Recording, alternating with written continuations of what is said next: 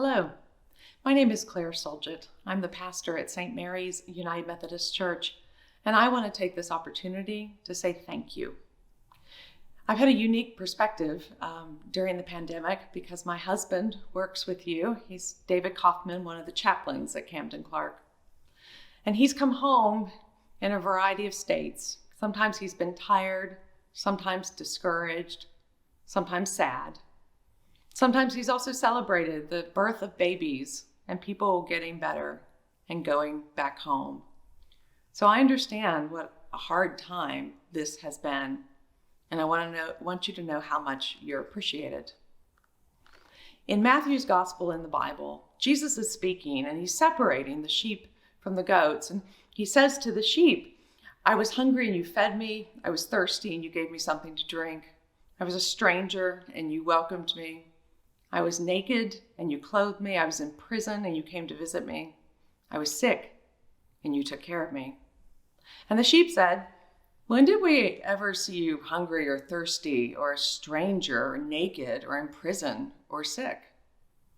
And Jesus said, when you did it to the least of these, you did it to me. You've been caring for the least of these, those who are sick, those who need you in unique ways. You have been caring for the sick. You've also been welcoming the stranger, because when people come to you, of course, it's rare that you already know them and know their history. So you've had to learn where they've been, what they've been doing, more about them, not just their illness, but their needs emotionally, physically, economically, spiritually. You've had to learn all those things about them and also get to know their families and decide on the best course of treatment for them. So you're caring for the sick, the least of these, and you're welcoming the stranger. And that work is important. We've just finished the season of Thanksgiving.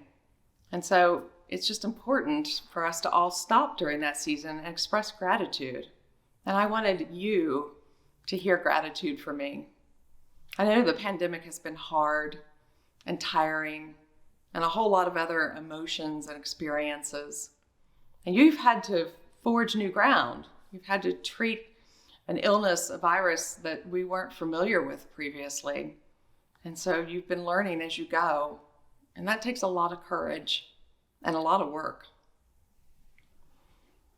There were times during this pandemic that I couldn't go to the hospital to visit my church members, but I knew they were in good shape. And I knew that because I knew you all were taking care of them. I knew they were getting good care. I knew they were getting well-rounded care. I knew that they were being cared by people who have taken the gifts that God has given them and put them to work. That's really makes it your calling. When you take the talents and the gifts that God gives you and you put them to work, you're fulfilling your calling. So you are the team caring for those most in need. You have been, you are, and you will be. And we've been dependent on you, and we are still dependent on you. So once again, thank you for the work that you do. Please know that it's appreciated. Can we close with a word of prayer? Gracious God, for this employee who's listening now, I ask your blessings be upon them. I thank you for the work that they have done. I thank you for their following the calling you have put on their lives and caring for the least of these among them. Give them strength and courage and endurance as they continue through these days of the pandemic. I also lift up all of those who are patients at the hospital now, that you and your healing mercies will be upon them, and that they too will feel your touch. They will know peace and comfort and hope.